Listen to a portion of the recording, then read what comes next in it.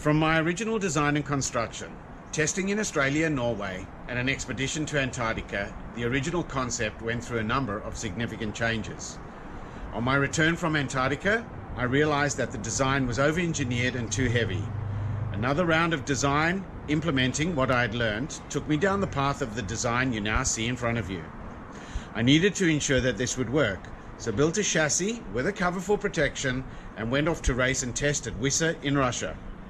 The results were great, and on my return, went into the mold design and build, followed by the construction of the new sailor. The opportunity to test this build and design in Switzerland and again in Finland, where I set a speed record for snow sailing at 62 kilometers an hour, was invaluable. It was comforting to realize that all the work that went into this and the construction stood up to the test. I returned to Finland again to race at Wissa 2020 with an improved sail and mast assembly.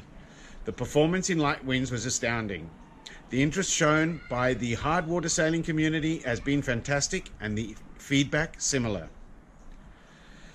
I have now made the decision to implement all of my final design changes and to commence production.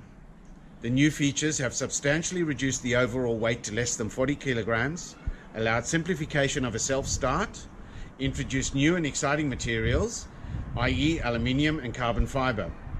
The canopy comprises of a 3-piece canopy with entry through batwing style doors, hinged at the top and with locking mechanism when down. On the T-design chassis, the triple tree front fork comprises suspension and foot steering. The rear axle has suspension, thereby ensuring a softer ride. The mast is made of 3 pieces of aluminium, so it packs away into the cockpit for storage. Standard sailing pulleys and main sheet are used to control the sail. 165 centimeter sailboards are what the Swoosh rides on, the proprietary element here being the sharp runner bars that stop side slip in the compact snow and become ice blades when riding on the ice.